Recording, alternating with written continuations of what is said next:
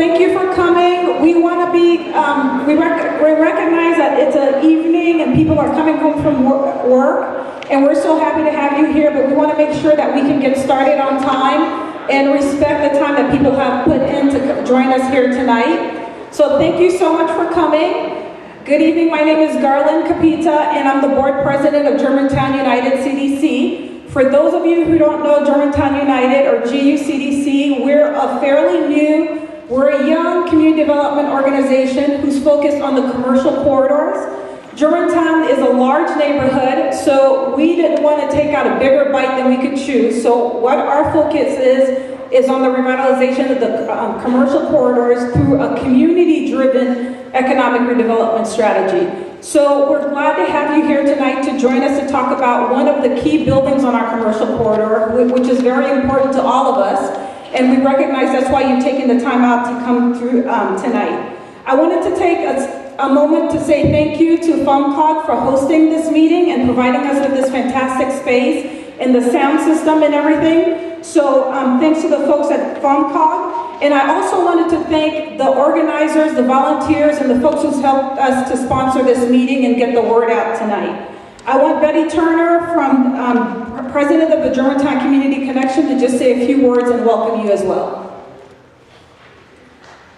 Thank you, Darlene. Thank you. Good evening, everybody. I'm so happy to see so many faces out tonight. Yes, I am the co-founder and the president of Germantown Community Connection. We are a 501c3 organization, and we have been in existence since 2008. We are also the local representative for Classic Town Germantown, which is a marketing effort to promote Germantown as a great place to live, work, play, invest, and positively visit. So I'm happy to see you here tonight, and I'm very pleased to join GU in this conversation. Thank you very much. Great. Thank you. So moving right along on the agenda, I hope that everyone got an agenda when they walked through the door at the tables in front. We're just gonna go through what we're gonna talk about tonight. We're gonna take a second to talk about why we invited everyone here tonight. Then a few minutes about the historical significance of the Germantown YWCA. And we've reached out to a couple of community members who have some deep memories and historical connections with the building who are going to share that with us. Then the Redevelopment Authority is going to talk about the process that they've had to do an RFP, which is a request for proposals, for our proposals to redevelop the site. We're going to have a presentation from the Mission First Housing Group of the proposal that was submitted to the PRA.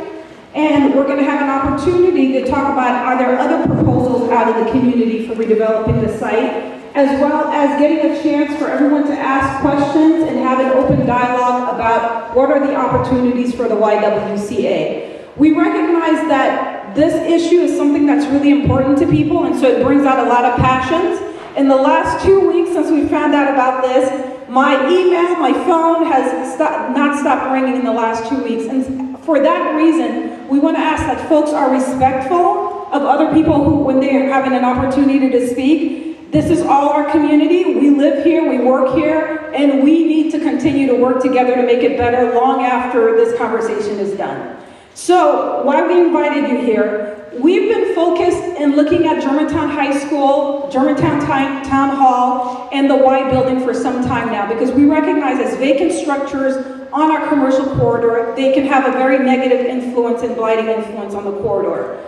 And we've been excited about the opportunity to look at redevelopment opportunities for that site, and we knew that the RFP process had been submitted back in September. A couple of weeks ago, we found out that there was only one proposal submitted to the RFP, which was very alarming to us because we'd hoped that there would have been more interest in the site.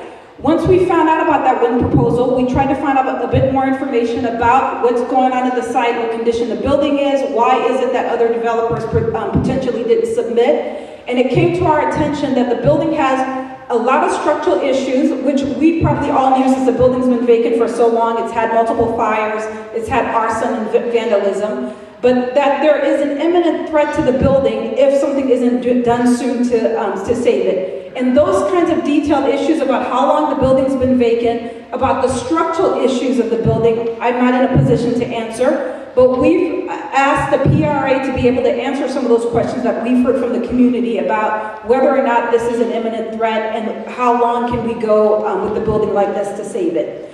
We recognize that being immediately adjacent to Vernon Park, that the YWCA is an anchor, and it's an anchor to what can be our town center. If you can imagine that Vernon Park is revitalized and all the buildings around it are revitalized, it becomes our place to go to in the community. One of my strongest memories of that location is when President Obama came to speak in Germantown, and he spoke at that site. And it's those kind of collective memories that it's important for us to keep as a community, and why it's important for us to be able to work hard together to save what are the important assets in our community. So we just want to make it clear that we as Germantown United CDC are not here to push a specific proposal. We are here to create a platform where people can have open dialogue and folks can ask questions and get their thoughts out. We recognize to date that there has not been a public forum to talk about these, the YWCA building, and we've invited you here tonight to do so. We feel that if there's any opportunity to save this building, it deserves an opportunity for the community to have an input and to have a say, and that has not happened to date. We are not in favor of taking a position other than saving the building. We don't believe that demolition is necessarily the best thing for that site immediately adjacent to Vernon Park. And so we want to see what are the opportunities to do it. I appreciate that Councilwoman Cindy Bass has said that she values the corridor and she wants to see positive, sustaining uses on the corridor. And we want to help to make that vision and that opportunity happen. But we recognize that that has to happen with community voice and community input into the process. So if there's a viable, fundable proposal for the corridor that is not the proposal that you see tonight, we're willing to support that. But right now, we're going to have the folks who presented to the PRA their proposal present that proposal, because that is the only one that has been submitted to the PRA at this point in time. So what happens with the YWCA, Town Hall, and Germantown High School all point to a larger issue, in that our neighborhood needs a neighborhood planning process that allows our community to have a collective vision, so that we're not working after things are already in place and after things are already happening, but that we can have a say in advance and we can have that vision put in place, and that we can work to put it in, to build it together. So without taking any more time, I'm going to have Dr. Craig Stutman, who's the Assistant Professor of History and Policy Studies at Delaware Valley College, give a brief 2-minute overview of the importance of the YWCA building.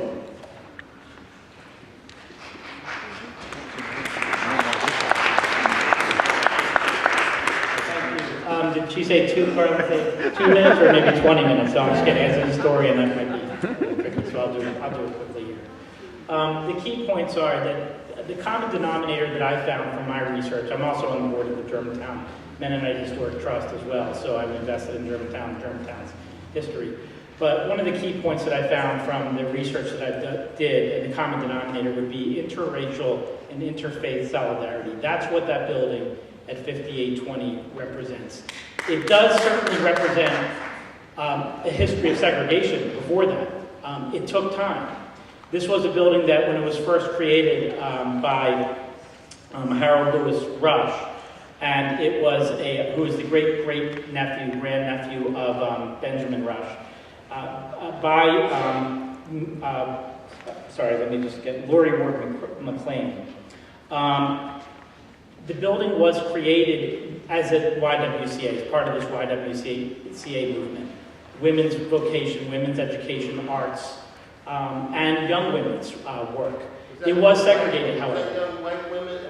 Exactly, it was segregated. It was white women. Yes, this was 1914. The building itself, when it was built. The agency, the YWCA in Germantown, started in 1869. That was the actual year it started. It started with Louisa May Alcott, and actually where the Germantown Historical Society is today. And then eventually would make its way up to 5820 and have that new structure built by Rush. And you're exactly right. This was a segregated structure. It was common and traditional at the time. I'm not diminishing that. It was what it was in terms of the YWCA's practices.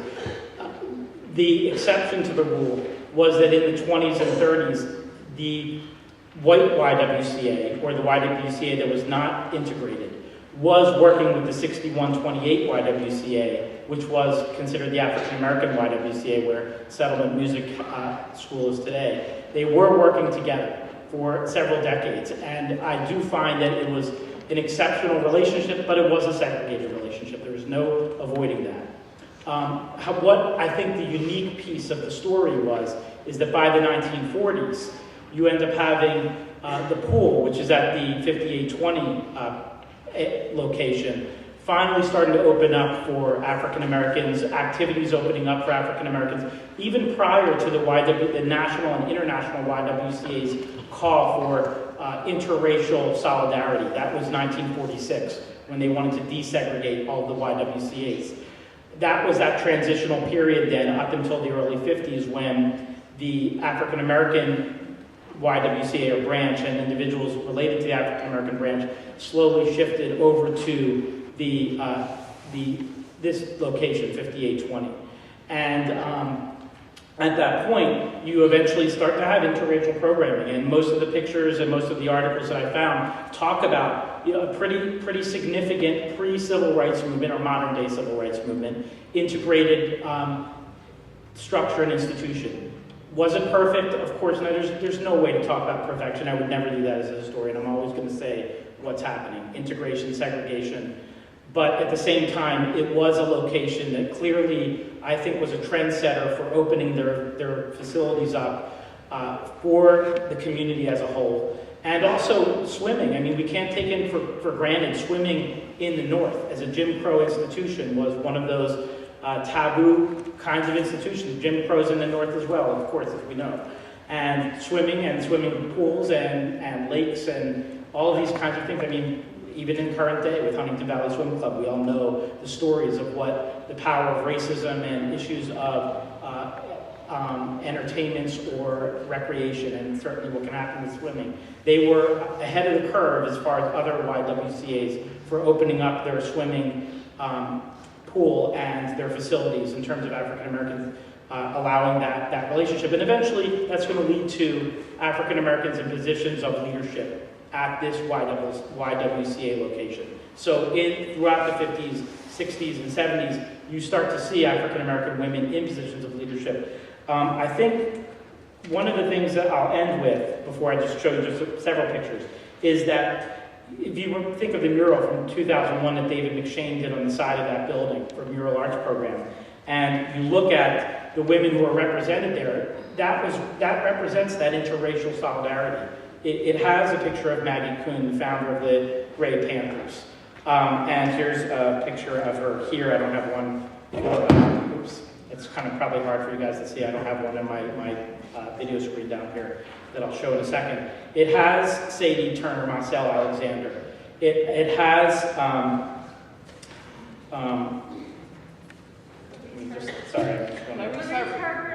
yes, exactly, Clarice Herbert. And it also has Louisa May Alcott, and it also has Dinah, which is the image of the Stenton individual who was enslaved, and then eventually, the story of trying to work in the Revolutionary War against spies for the British. So it really is representative of the diversity of Germantown, the diversity of Mount Airy, Germantown, as it is today too. And I think in terms of that piece of the puzzle, it's also a significant place. I just want to, lastly, because I know I went way over my time, go down and show you a few slides. Oh, okay, thanks, Andy. Okay, so, well, I can also just show you them because I won't be able to see, but these are some slides that...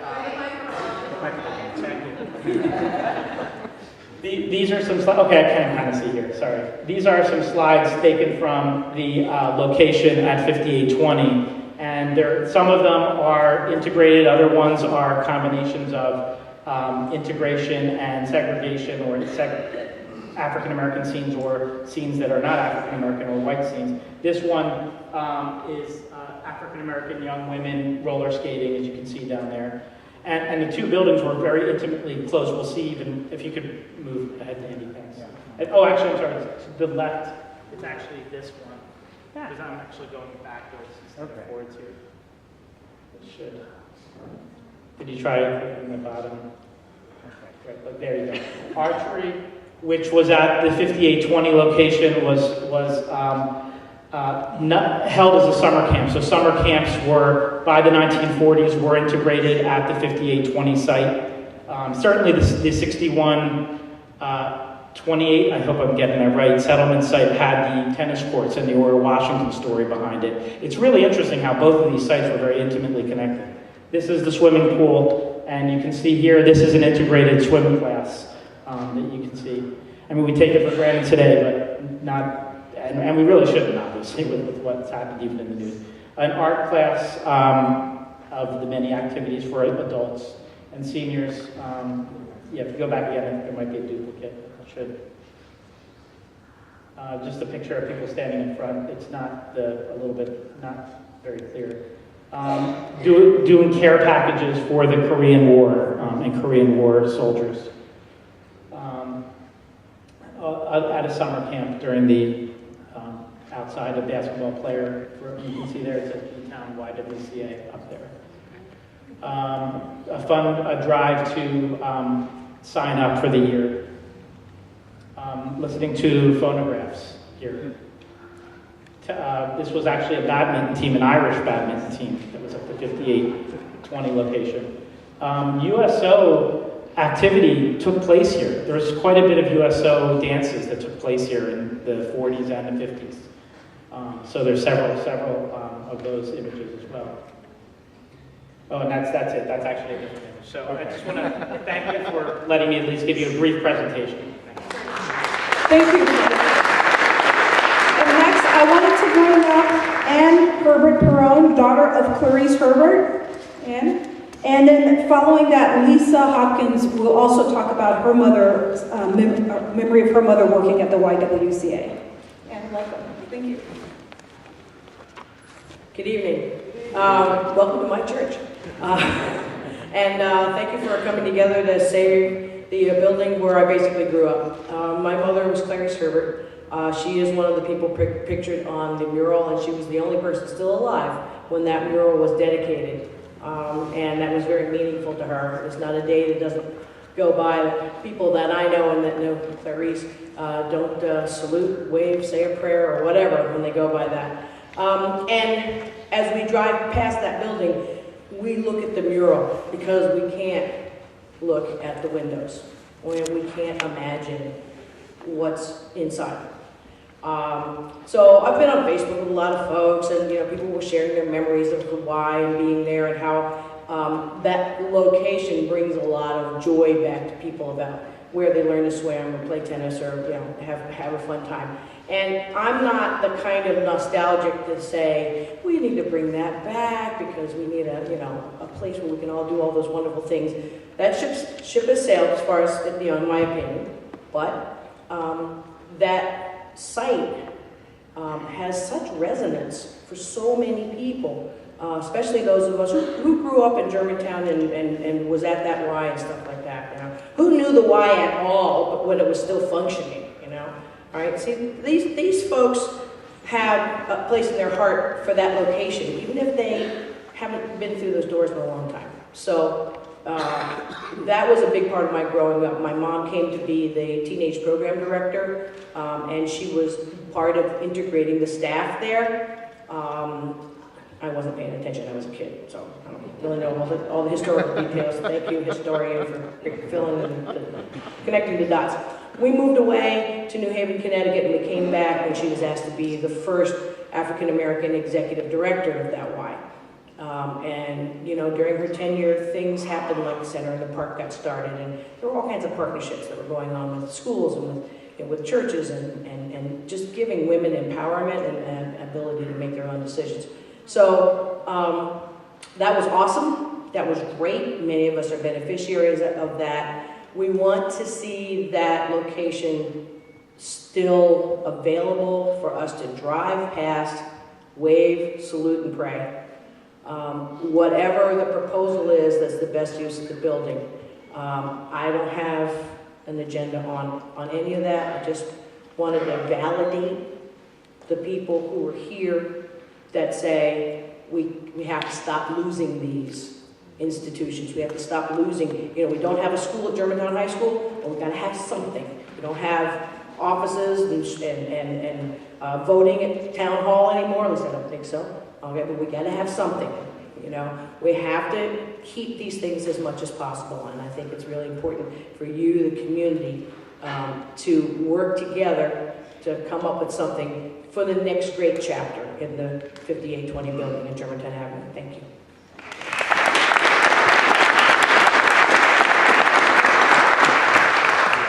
Next we have Lisa Hopkins.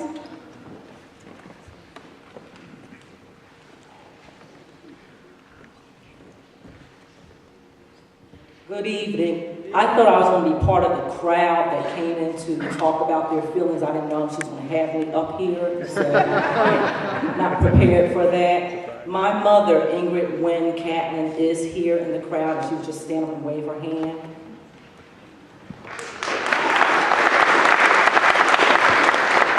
So if I get anything wrong, she'll correct me later. I was 5 years old when my mother was hired by Clarice Herbert back in 1968. She worked there longer than 1971. I think she worked up there till 1975, right, Mom? 72, okay, close. My mother had a heart for children, and I just discovered that I'm following in her footsteps because of this building, because I do programming for youth and performing arts for 2 schools for the school district. But my mother started a daycare at the Y, and particularly for single mothers, and she called her program Shop Till You Drop. And what it initialized is that mothers were able to go grocery shopping, run errands, with just a minimal fee of the membership fee while my mother watched their children. And I just think that was incredible that my mother came up with that type of program. She also directed the Buttercup Camp, if anybody remembers Buttercup Camp over in Gresham Valley Road. And she told me Joe Frazier's children were enrolled in that camp. And Muhammad Ali said, if it's good enough for your children, it's good enough for mine. So both of those great champions, one deceased, lost Joe Frazier, were enrolled in those 2 camps. But more importantly, my mother allowed teenagers, Tyrone Davis and Denise Boynton, to volunteer at the Y and start an African drumming and dance ensemble. And this was during the gang war era, when drugs were coming into our communities and children didn't have anywhere to go. These 2 teenagers recruited other teenagers to get them off the streets. So I commend my mother for that, because Tyrone Davis still has his African and drumming ensemble in Hotep Charter High School and Imani Elementary School right at Green and Shelton. And I took up ballet and I hated it. I wanted to go into the African dance, so that was an opportunity for me, but I love that swimming pool. So my mother says that she wants the programs to continue on an integrated level and continue the legacy of YWCA for children and youth. Thank you.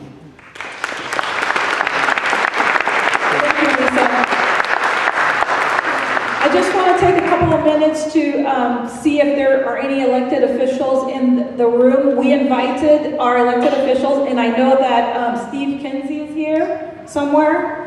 I don't know if there are any other elected officials who came and took us up on our invitation, but we welcome you, and we're glad that you're here to hear the community have a dialogue about this site. And next, we're going to have, I can't see. Oh, back there. And Councilwoman Cindy Bass just walked in as well. And next, we're going to have an overview of the Philadelphia Redevelopment Authority. Brian Abernathy, the Executive Director, is going to give a really brief overview of the process that the PRA puts out to get a proposal for developing its sites. And after that, we're going to have After the Mission First proposal, after Brian Abernathy presented the Mission First proposal, we're going to have a chance to ask questions about what we've just heard and give an opportunity for folks to get some clarity on all the information that they're getting. Brian? Thank you, Garland, and I want to thank Ms. Turner and the organizations for having me here tonight. And I also want to say thanks to Ms. Crone and Ms. Hawkins. I am certainly aware of the history of this building, but to hear your stories through your lips and through your hearts means something very different than reading it on a website or in a book. So thank you for sharing. I wanted to provide a brief history of how the Redevelopment Authority first got involved in this building. As most of you all know, up until 2006, this was owned by the YWCA. At that time, Germantown Settlement purchased the building with a $1.5 million loan from the Redevelopment Authority. The intent was to move the settlement's offices and develop the property into a new home for a cost of about $5.6 million. Unfortunately, we all know Germantown Settlement ran into some struggles, and they were never able to move forward on that project. And the building deteriorated significantly over the following years, including 2 fires at the property, lots of vandalism. Despite all of those issues, in 2013, I made a decision to take the property to sheriff's sale and to reacquire the property. My thought at the time was that if we didn't step in, who would? If we didn't have site control, would a speculator? In essence, I thought we'd have the best opportunity to save the building and do a development that was right for Germantown. And since that time, we've been working with Councilwoman Bass and her office on the next steps. In September of 2014, we issued an RFP, a request for proposals for development of the property. The RFP gave a strong preference for projects that incorporate the reuse of the building. It required that the development have a lively pedestrian environment, that it opened out to the street, that it wasn't a closed-off face, and encouraged some green features. We also gave a preference for non-subsidized housing. And finally, we offered a $1.2 million subsidy to save the building and a $500,000 subsidy if the building had to be demolished. And again, that was in an effort and in a structure to do our best to save the building, but also recognizing the significant challenges of that site. As part of the RFP process, we gave a tour of the building. And after the tour, there were about a dozen interested parties. That's different development teams, more than a dozen people there, a dozen interested parties, which showed us that there was a lot of interest in the property. Unfortunately, we only received one proposal back. And after discussing that proposal with Councilwoman Bass, we decided not to move forward with the RFP or award it because of the preference for non-subsidized housing. Which brings us to today. The Councilwoman and the community, all of you, have certainly been very clear about your desire to save the building. I recognize the history and I appreciate it. And that's why we crafted the RFP the way we did. We wanted to make sure we made every effort to keep this structure. Today, we've asked L&I to inspect the building. When we get the report back, we'll determine what our next steps are. As a public official, I'm certainly concerned about public safety. And I do want to make sure that all of you know that this building is on the historic registry. The building can't be demolished unless L&I finds the building imminently dangerous. I don't know if they're going to do that. And again, my number one concern is public safety. I do want to say that we have explored the cost for stabilizing the building. I know that is one of the big questions a number of you have. It's on the green sheet that has been passed around. I was going to answer it later, but I'll answer it now. We have explored that option. We had an engineering report done actually before we even took ownership of the building, even before I was actually in office. To do the basics, which is to repair the masonry and bricks, shore up the floor that was damaged by the fire, stabilize the building's framing, replace the windows, and replace the compromised roof and put a temporary membrane. That work 3 years ago was estimated at about $3 million. To be very clear, the redevelopment authority doesn't have those types of funds in our possession right now. So again, I wanted to say thank you for having me. I'm looking forward to answering all your questions. I don't want to leave here with questions unanswered, but I do want to turn it over to the next folks and look forward to speaking to you all again. Thank you. Next, we're going to have Ken Weinstein, president of Philly Office Retail, wrong order. First, we're going to have Mark Dieter from Mission First Housing Group present the proposal that was submitted to the PRA during the RFP process. And there's a mic there if you want to, since you're using your boards, if that's easier, Mark? Or you... Yeah, now come down. Okay. Opportunity to come and speak to this very large and august group here.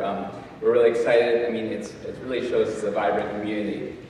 I'm Mark Dieter with Mission First Housing Group. We are a nonprofit based in Philadelphia, headquartered in Philadelphia. We've been around for 25 years. Our mission is to provide affordable housing to those in need. We were approached probably two or 3 years ago by both Sarah in the Park and Ken Weinstein of Philly Office Retail to look at the Germantown YWCA as a possible site for affordable housing.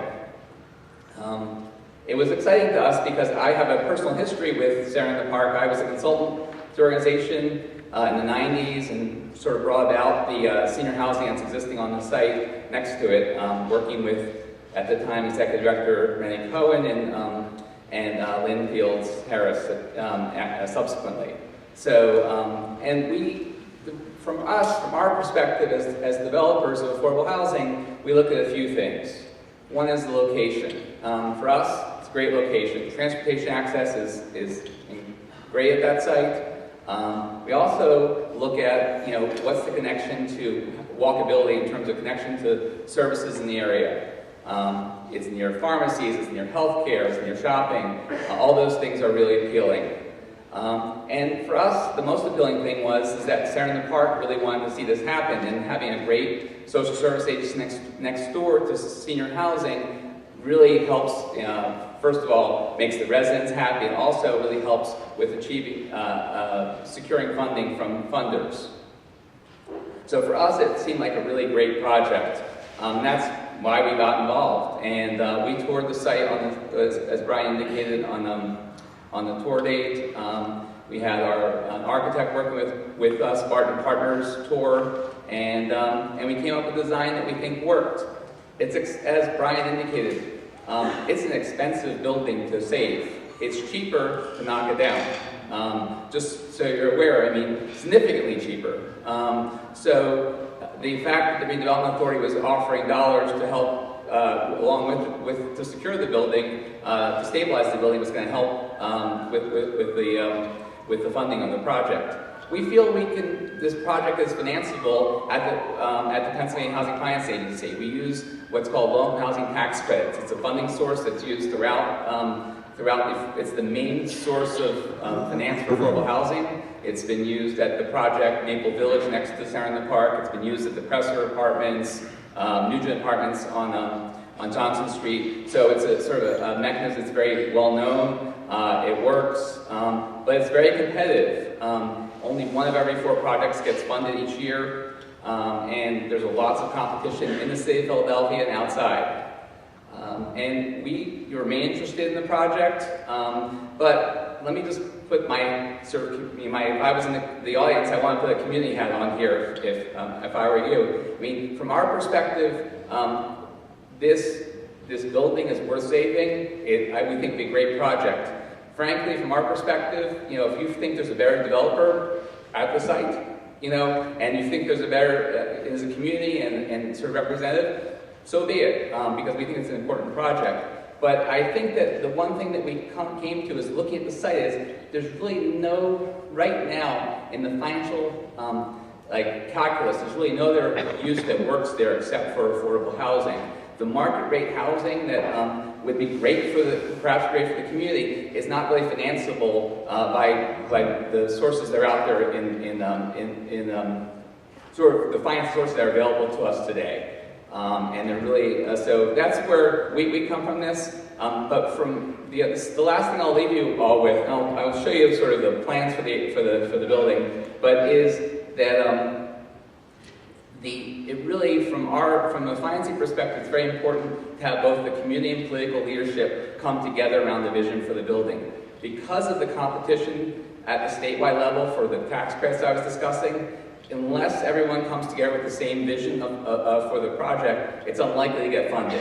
So I think it's very important. I think it's great that Garland and the Germantown United has brought this group together, because I think it's important for the community to come together on a vision for the building. So let me just show you the plans, and then you can come up at your leisure afterwards. This is 50 one-bedroom units. This is the starting from the top. This is a fourth level, the fourth floor. Third floor, it's got a double oak quarter and units on both sides. And, whoops. I'm sorry. And this is the basement level, which is above grade, so you can have units there. And then the first floor. And we have included in here a community room, an activity room, and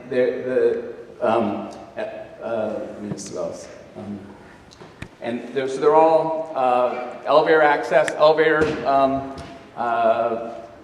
throughout, connecting all the floors, and parking. If we can, let me just see if I can hold on here. This is a site plan. Parking would be coming off of Rittenhouse Street on behind behind the Maple Village Apartments and behind the retail proposed on Germantown Avenue. So that's where the parking would be accommodated. As you might know, lots of the seniors often don't have cars, so the parking often we have to usually provide more parking than actually have cars, but there'll be plenty of parking in back for that. This is, if you want to come up afterwards, you can see that the condition of the building on the inside. There's a lot of pictures of a lot of the damage that's happened to the building over the years in these pictures. And that's a rendering on the far side there. We're envisioning a rooftop garden on top. And that's our vision for the building. But we'd be interested in hearing everyone's opinions, and also what just sort of get feedback back as to what our vision is. And that's it. And just one other thing I wanted to say is that we are the lead developer on the project. We'll be the sole owner of the building. In our proposal, we're the sole owner of the building when it's complete. We are doing this in conjunction with Center in the Park and Philly Office Retail, and Ken will talk about his plans for Phase 2. We're working together because, frankly, the funding sources really don't want to just see what's happening on the site of the Y. They want to know what's happening in the surrounding area. And without what Ken is planning for Phase 2, frankly, it's going to be hard to get the funding source in Harrisburg excited about the project. Also, another thing that will really support the development will be the improvements that are going on in Vernon Park. So I think all those things together would create some synergies that will help us both help make the housing successful, but also help it get funded. Thank you. Thank you, Mark. And next, Ken Weinstein from Philly, president of Philly Office Retail, is going to talk about his part in the proposal. Hello. Thank you, Garland. Thank you, Betty, for hosting this meeting tonight. And I just, it sounds cliche, but thanks so much for coming out tonight, seeing so many people here who have responded to discussions and invitations, and it shows how many people care about the future of Germantown and the revitalization of Germantown. And I gotta say, it's one of the reasons why I keep doing what I'm doing, because I know so many people care and so many people want Germantown to improve. As Garland mentioned, I'm the president of Philly Office Retail. I've been developing in Germantown for 25 years now. Specifically, what we do is we buy, renovate, and lease vacant commercial properties. So we're half financial driven, half mission driven, but it is our goal, and we won't stop until all vacant properties in Germantown have been renovated and used. In 25 years of developing, we have never demolished a building, and we hope to keep that record going. Since 2012, we've invested $18.6 million in Germantown, and we now have 256,000 square feet of commercial property with some apartments. Really pleased to be partnering with Mission First and Center in the Park on this project. This goes back, I don't even know, 2-3 years now, where they're starting to have some discussions about what should we do with the YWCA. It was becoming more and more of an eyesore. Center in the Park also had similar thoughts and reached out to me and said, let's start to have some discussions and figure out what to do. I then invited Mission First into this project, knowing their incredible experience with low-income tax credit projects, which I did not have experience with, and I've been quickly learning. We've done a number of other projects within a block of the YWCA. We're about to start renovating 5847 Germantown, which is the corner of Germantown and East Haines Street. Philadelphia Works is going to be our tenant there. It's going to be a wonderful job training site. We're currently renovating 5845 Germantown, which is a furniture store, and we're putting two-bedroom apartments upstairs. Several years ago, we did 5829 and 5831. And we also renovated 13 East Price Street, which is just around the corner. And today is the home of the North Wales Academy Daycare, which is going strong. What we're proposing, as Mark touched on, is to really complement the renovation and the restoration of the YWCA building. I also have a lot of great memories of the Y. I remember when it was open, I remember using it. I remember raising money to repair the floor of the gym above the pool when the humidity got too high and destroyed the floor, and we worked to put a new floor in. So good thoughts about this project and really wanted to be a part of it. So my piece of it, besides supporting Center in the Park and Mark and Mission First with what they're doing, is to deal with all the properties, both vacant land and vacant buildings to the north of the Y. This is between the Y and West Rittenhouse Street. If you can picture that. I think most of you, or hopefully all of you, got a handout that shows the layout of that site.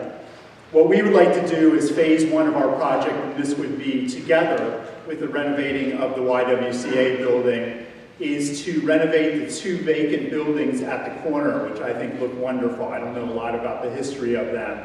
The last use of the one on the corner with a health clinic, I don't know what the use of the other one was. It's been vacant for so many years. We would like to make them into 2 storefronts with 4 one-bedroom apartments upstairs.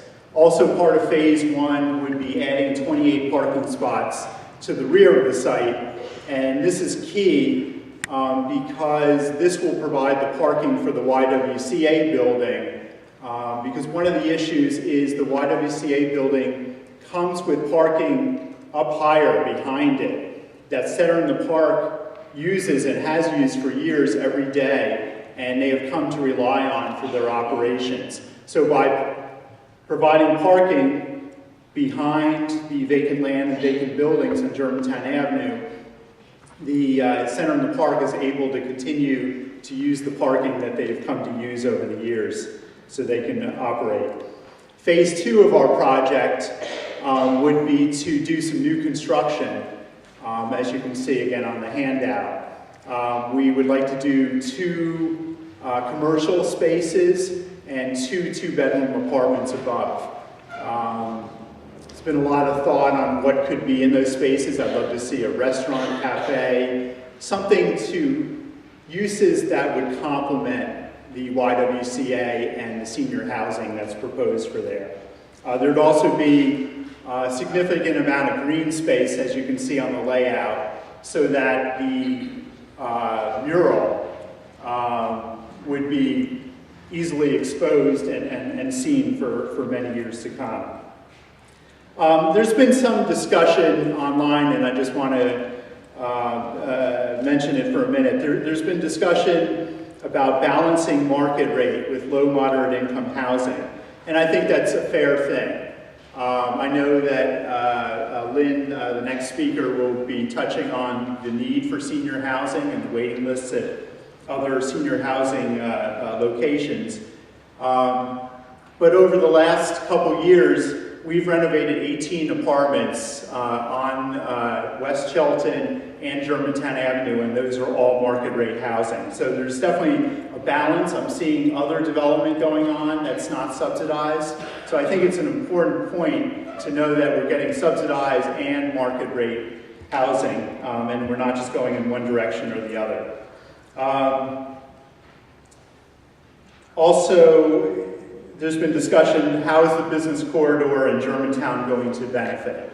And I think that's an important consideration. You know, as I've already said, I invest heavily on the commercial corridors. I wouldn't be pursuing these projects unless I thought it was going to improve the commercial corridors. But the bottom line is that the 50 new senior apartments on the avenue will increase the need for nearby stores and restaurants for the residents and their guests. The increased demand for services will encourage stores and restaurants to open nearby.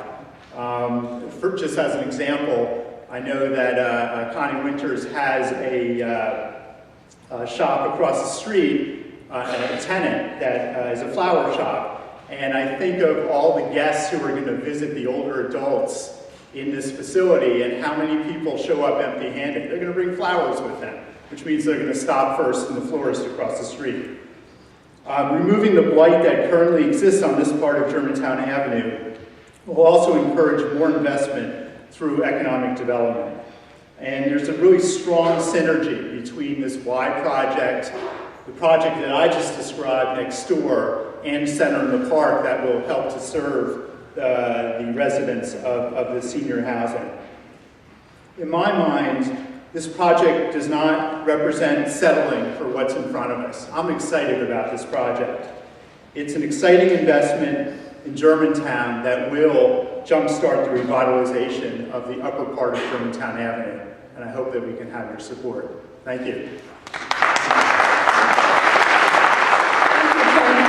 And just to bring folks up to speed, we're doing pretty good on time. We have 2 more speakers before we start the question and answer part of the session. Next is Lynn Fields Harris, who's the Executive Director of Center in the Park. Lynn?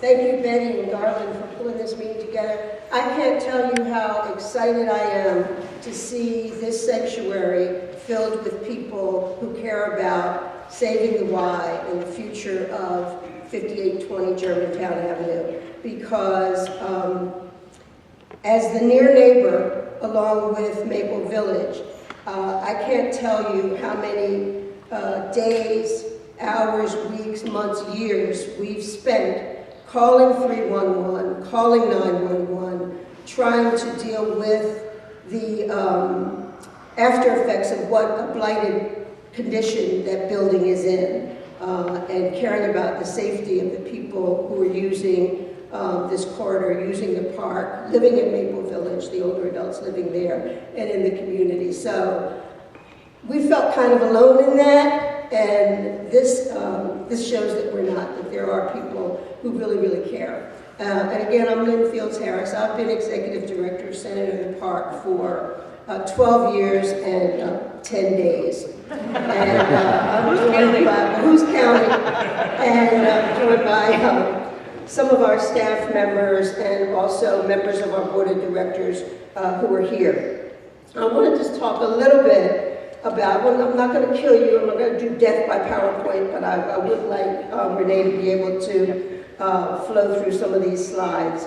To just talk to you a little bit about Center in the Park, because Center in the Park You may think you know what Center in the Park is, and many of you do. Many of our members are here tonight. But you may be thinking about, what Center in the Park was 10 years ago.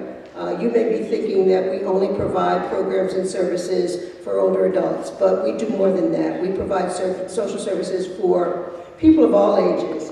And we were founded in 1968, and as Ann mentioned, when she was talking about her mom, Clarice Herbert, the Center in the Park started as a Northwest Center for Older Adults in the Y, in one room in the Y. I think it was on the first floor, and then started to grow. Had the support of people like Maggie Kuhn, who was the director of the Gray Panthers, and certainly Clarice Herbert, who was actually also the first woman who chaired the board of Center in the Park. So we were founded by community people. Marguerite Riegel and Laura Drake Nichols were two older ladies in the community who thought there should be a special place focused on older adults in Germantown. And so they went to the central, it was the Germantown Community Council at the time, and petitioned for a senior center. And that's Laura Drake Nichols and Marguerite Riegel. So we were founded in 1968, and I don't have to tell this audience about what was going on in 1968. But we started out with just a small amount of money and the support of FUMCOG and First Presbyterian Church in Germantown, a lot of the faith community in Germantown.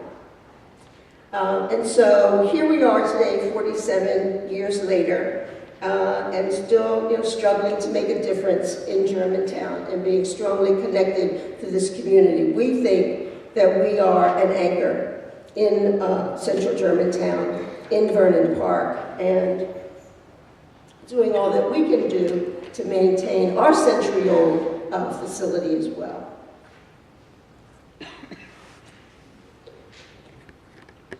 So I'm not going to go over the stats. I just want to show some pictures and tell you about our history in Germantown, and so I've done that. We have at Center in the Park about 180 to 200 people who come through the center a day. We have loads of programs, loads of activities. The one thing you will not find is bingo. Just put that out of your mind. There's no bingo at Center in the Park. Our members are actively engaged in wellness and fitness activities. They're actively engaged in the community. Our members volunteer in this community and as well. And so we, the areas that we work in now are health promotion and evidence-based programs, so a lot of health and wellness programs, a lot of which Betty Turner started when she worked at Center in the Park, and social services, energy assistance, and housing. Those are the kinds of services we provide, one for homebound elders, as well as those who can get out to our center, and for people of all ages, as I mentioned. We take very seriously in our mission the community connections piece of it. So again, we provide volunteers who work in the neighborhood schools. We have volunteers, one of them is here this evening, who does water quality monitoring in the local streams and creeks. So we're contributing greatly to the Germantown community. And then our core programs are lifelong learning and creative self-expression. So we have basic membership is free because we are supported by the Older Americans Act funding. So we have to serve people who are over 60. But our membership starts at 55. So if anybody here is nearing that age, you might want to check out Center in the Park. So why are we interested in saving the Y and specifically looking at its potential to provide affordable housing for older adults? Because we know there's a need. We know there's a need. The older population in the country is experiencing unprecedented growth, with the aging of the boomer generation, and with increasing longevity. The population is expected to increase, and our numbers here in Philadelphia and in Pennsylvania are no different than they are for the nation, by 20% by 2030. By 2030, 1 in 5 persons in this country will be at least 65. So yeah. Pennsylvania is in the top 3 in terms of the population of the states, of elders that reside in those states. So we also have, as I think Mark alluded to, and Mark was a consultant for Center in the Park at the time. We were co-developer of Maple Village, and we maintain a very close relationship with Maple Village. The manager, Kim, is here this evening, and with the residents. And what we propose in terms of how we can support this proposal, if it becomes a reality, is to provide social services and programming. We did a lot of studies before even developing Maple Village, which really pointed to the fact that isolation is one of the main things that can shorten people's lives when they're at home and not involved and not engaged and get depressed.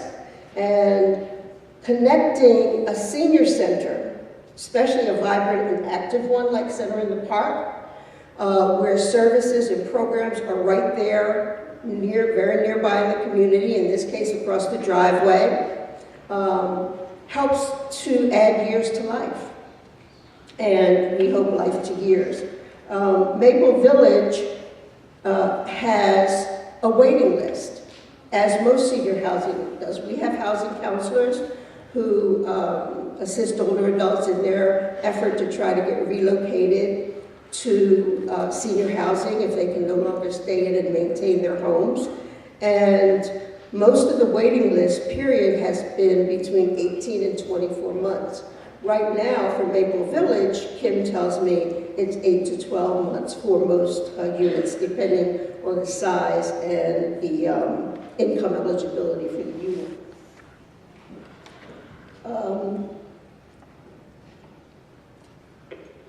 Excuse me. So we have, our board is very interested in our doing more and supporting more senior housing. So our board, we have a Housing and Economic Development Committee. 2 of those members are here tonight, and they're also the president and the past president of our board. So this is how serious it is that our leadership of our board is very concerned about it. They're Derek Green and Erin Freeman, who you all know in this community. Over the past, well, we've had, the dream since the Y closed, really, but I won't go back that far in history. I'll just say for the past, since 2008, 2010, we have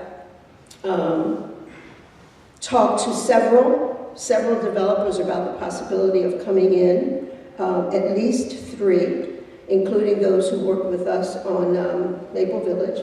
We've also had the Pennsylvania Housing Finance Agency, which is one of the potential funders, in, and they were very excited about having the supportive services for older adults right next door to a potential senior housing development, because they had also worked with us.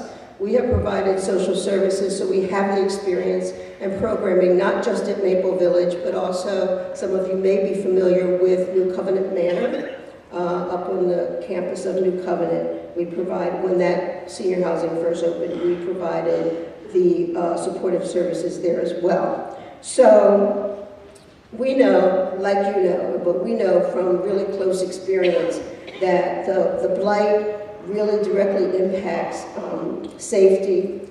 In our case, we're extremely concerned because we have a vulnerable older adult population that continues to live in the neighborhood as well as use the park and the center.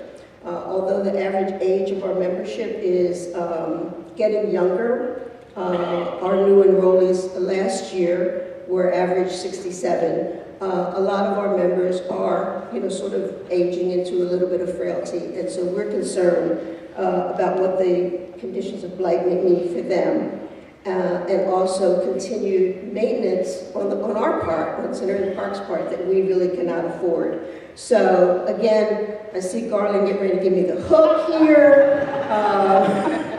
I hope you know a little bit more about what we would bring Center in the Park to this project and about our involvement over the years with the Y. Thank you so much, Thank you.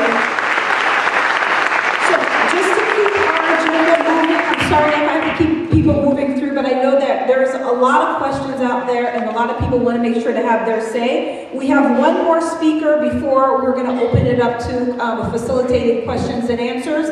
And then we're going to have a mic available where folks can come up and ask questions or give their thoughts directly. Before we do that, I just want to say, if you haven't gotten a note card for your questions, please get one. The question and answers will happen first, just so people can have clarity. Thank you. Good evening, everyone. Good evening. Germantown has been neglected for a very, very long time. It's not a surprise to any one of us. And I want to start out by saying that I believe we've been put in a terrible situation because of the neglect, because it's been allowed to happen for so long. And so now we're sort of at a crossroads with the Germantown Y building. And there are two issues here, as I see them. I really want to divide them and be as distinct and clear as possible. The two issues, well, the first issue is the property itself and the stabilization of the property, of the structure. Are we able to stabilize it? Are we able to secure it? What's happening with it? Now, I heard Brian from the RDA. I heard Brian's report earlier, and he's absolutely accurate. So there was a report done in 2011. The building had a couple of fires in it. It was problematic. One of the things that we did just today is we went out and looked at the building again. And so I know, Brian, you weren't able to make it with us, but I took two independent consultants with me. One was former L&I Commissioner Bennett Levin, and the other was an independent consultant who's had 20 plus years in construction management. And so the thought and the feeling is that there is a significant issue here. There's a significant safety issue here. I immediately reached out to our L&I Commissioner, and Brian asked him to speed up his review so that we can see exactly what we're dealing with in a much more timely fashion, because I know that L&I is busy and they have a lot going on. But we want to see exactly what they can do in terms of stabilizing this property. It's important to the fabric of Germantown. It's important to those of us who live in this community, who support preserving our historic buildings. This is not just a common structure. And so I understand it, I get it. This is a very important building to the community. There's the other issue beyond the stabilization is what is it that people want to see in the community? And so I'm going to be brief because that's what I really want to hear. I want to hear, what are your thoughts? What are your proposals? What are your ideas about what you'd like to see at that site? I've heard from two developers just today who have heard about what's happening with the Y and are very, very interested in being engaged and want to submit proposals. And so I wish that they had submitted proposals during the RFP process, but they didn't hear about it, okay? But we want to hear from everyone. This is not a decision that I feel comfortable with that should be made abruptly or under pressure. You know, I live right up the street off of Germantown Avenue in Mount Airy, and I have to tell you, when I first moved to Mount Airy in 1993, I remember what the 7100 block of Germantown Avenue looked like. And I remember how dead it was. And I remember the blight and the issues. And a lot of us decided, you know, we don't want to rush and take the first proposal. And so some of this, we decided to wait it out. And I was actually a part of the organizing committee when we were working on the trolley car diner. I don't know if you remember that. And so, you know, we didn't say when the Roy Rogers closed, we didn't say, well, let's find a fast food operator to come in. We said, let's wait a minute and let's see if we can get something different, if we can get something better for our community. And so when you drive up and down Germantown Avenue now, in that stretch, you see a thriving, vibrant community. And it didn't happen just because of one person. It was a huge group of people who were committed, who made it happen, who worked together. And that's what we want to see here. We want to hear your ideas. We want to hear your thoughts. And we know that development does not happen in isolation. It does not happen and we just drop something in and there's no ripple effect and there's no effect to what's next door, what's down the street, or what's around the corner. All of these things are interlaced. And so that is what I'm hoping to hear from you. I want to hear what your thoughts are on what the potential of that site could be. Now, if folks feel like this is, you know, the highest and best use, then okay, I hear you. But I want to hear, do you have any other thoughts? Are there other suggestions? And so that's why I think we're all here tonight, is to hear one another. It's very, very important. And I look forward to being a part of the dialogue. And also just want to add on one other thing about the Y building, is that we're making significant investments in the community. And that includes $1 million+ into improvements in Vernon Park. And so, you know, I met with Lucille and some folks, and, you know, we sat down with the Parks Department, Parks and Recreation, and went through a whole laundry list of items that could be done, and can we do this, can we afford this? I said, Ruth, whatever you want, I'm putting the money in for it, because this is important. This park is important to this community. State Representative Steve Kinsey and I see Supreme down in the back, we have done a tremendous amount of work to get people to want to come back into the park, to have activities to draw people in. And again, these are things that don't happen in isolation. It's, you know, it's all of us. And so we've made huge investments in this area. We're going to continue to do so. But we need to hear from you. We need to hear what your thoughts are. And so with that, I look forward to furthering the dialogue tonight. Thank you. The councilman has gone through the building. There's certainly concerns. Certainly concerns about the property. But again, we recognize the history of this building. We recognize the importance to the community. I want to do everything we can to save it. But there are certainly challenges, and we are going to be put into, you know, I hope we don't get into a situation where we don't have any other choices, and we're certainly going to do what we can. So, Brian, while you're up, this question is also for you. What is the next step for the PRA? Will the process be reopened? If the RFP process is reopened, what is the time frame for making a decision? Sure. So the next step is again, getting Al and I to inspect the building and make a determination on its stability. That's the first step. I think the second step is to really have a conversation with the councilwoman about what our next steps are. I think that report is going to tell us a lot about where we go from here. Is it possible to renovate the building? Is it possible to stabilize the building? Do we need to update our engineering report? But again, the first step is about Al and I. The next question is for Mission First. The question is, and the person who asked the question, if I get it wrong, please correct me. Please describe the one-bedroom apartments for seniors. Are they bedroom and bath only with a common dining room? Are they studio apartments? Will there be assisted living services? They will. The apartments will all be independent living. They all have their own kitchen, bathroom, one bedroom with a living room and bedroom, and modern appliances, refrigerators, dishwashers, and just sort of modern senior apartments. The one thing around assisted living, the way the tax credit program works is you cannot have round-the-clock nursing care because they don't want to be confused with the nursing home.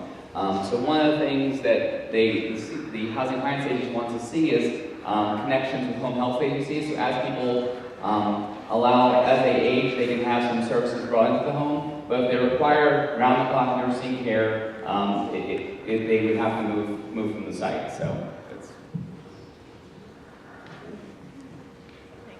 All right. Next question is, what will happen to the pool?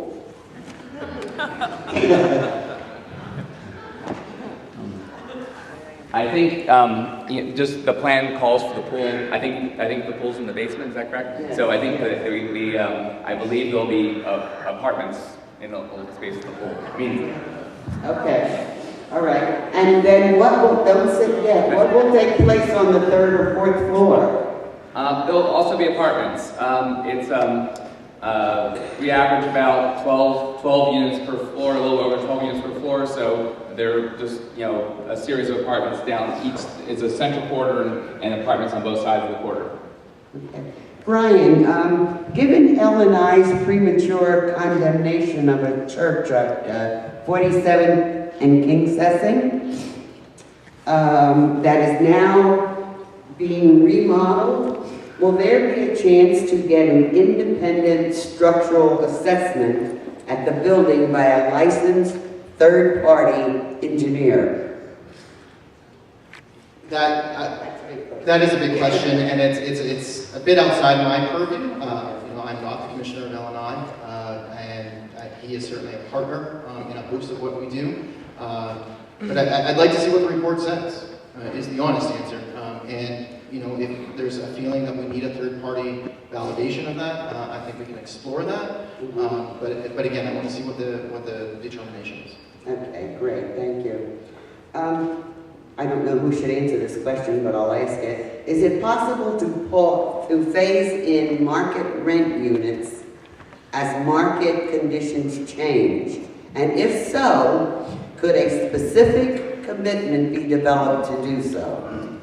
So the way that the tax credit program works is you have to make a commitment for 15 years to keep the affordability. So we can't actually phase it in within the first 15 years. In our proposal, we indicated that we probably could try to create some percentage of market rate units in the affordable in the Y, but it would have to be a fairly small percentage.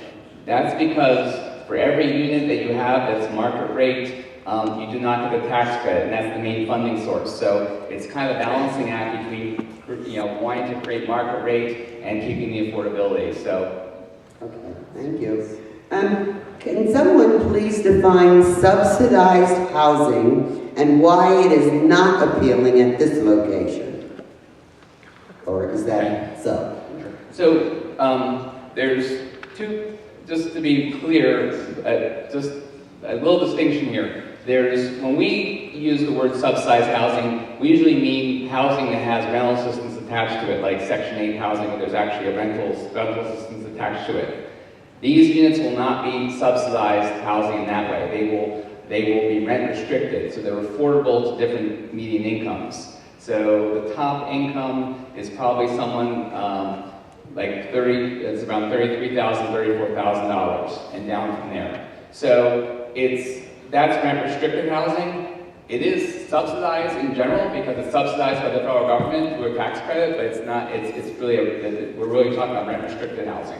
So this is very different than like a Section 8 building. Like there's Elder's place that GGHC used to own and another place in Germantown. Those actually are subsidized units. People pay 30% of their income. Next question. How do the tax credits that are the basis for funding work? Who controls them? How is it decided who gets them? What can we do to help move the process along? Where does the rest of the funding come from? Sure, good question. The tax credit is a federal tax credit that's granted to each state. In Pennsylvania, the Pennsylvania Housing Finance Agency controls it.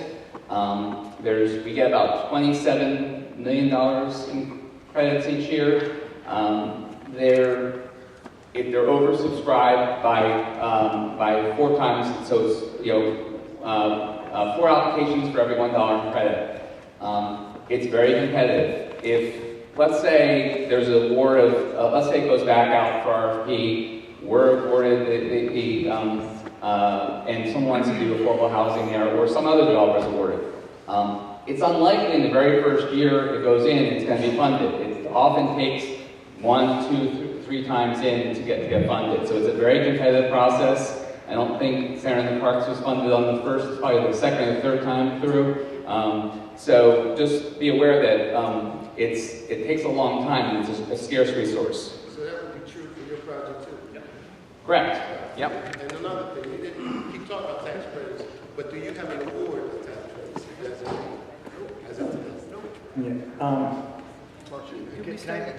Say what Yeah, the you can question address that question. Yeah, sure. Please. Yeah. There was a question about why. No, the question was, does he have an award of tax credits? No, and he doesn't.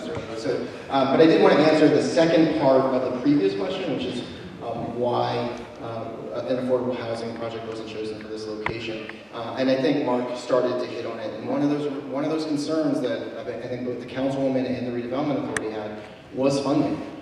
And Mission First is a great developer. They're one of the best in the country at what they do. But tax credit applications are challenging. There is competition. It's not unusual for a tax credit application to not be funded until the 3rd time. And so I think there is a challenge there when you're looking at a building like this and the delay in development, and that is a very real concern. If the RFP is reopened, how will it be marketed for new developers to participate? So our marketing, so we have a list of developers that we send our RFPs to. We list the RFP on our website and encourage both the city council offices that we work with to continue to distribute it, and our community partners to also distribute it throughout with developers that they know. How long was it between the announcement of the RFP and the decision? So the RFP was issued in September of 2014. We announced that we would not be awarding the RFP in January of this year. I believe it was the 2nd week of January. What was the closing date? The end of November. As a member of the community, I would like to know what the other 2 proposals Cindy Bass is speaking of. Okay. I guess the 2 developers that you... Well, let me just clarify. So today we went out with 2 consultants who were not developers, but who we wanted to get a independent review of the condition of the building. So that's what the 2 folks we went out today with. Bennett Levin, as I said, was the former LNI commissioner, and also, I'm sorry? Yes, there are interest from 2 different developers, but we haven't had an opportunity to meet with them. But what I was saying is that I just got contacted probably today, or today, from 2 different developers who expressed interest in the project or in the property. Council, did the developer behind the project, Penrose Properties, did they submit a bid for the project? No, not to my knowledge. Next question. Why not mixed income residences rather than only low income? And why not owner occupied condos rather than rentals? Not sure if you can answer that one. Sure. The cost, for redeveloping the Y as it sits today is is north of $200 a square foot. There's just no, without lots of subsidy, there's just no way that that would work for condos. I mean, in Center City it works just because of the prices that they're able to generate or the rents. As I explained before, in the mixed income, it's you're using the credits to finance the bulk of the renovation, so you have to weigh what the percentage of affordable versus market rate. So.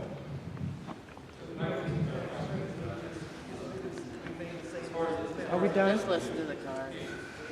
Next card. Next card. Oh, next card, sorry. How does this project bridge the gap between an aging community and the 21st century modernity? Who can answer that?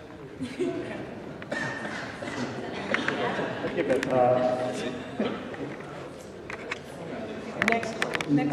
Okay, we'll get back to that one. Will saving the Women's Y have any negative impact on preserving the old town hall building? So, and I should have mentioned the town hall in my initial remarks, and I apologize for not doing that. The town hall RFP was also issued at the same time as the Y RFP. It also had a subsidy attached to it. Unfortunately, we didn't have any responses to that RFP. And again, I think it says a lot about the challenges associated with that building. However, it is in decent shape. We actually have no concerns about the stability of the building. And it is owned by public property, continued to be marketed by PIDC for additional development going forward. I don't think the two projects are attached except for by the proximity. Is there a possibility for a community service piece to be included in the design? What are the plans for the neighborhood facing the building?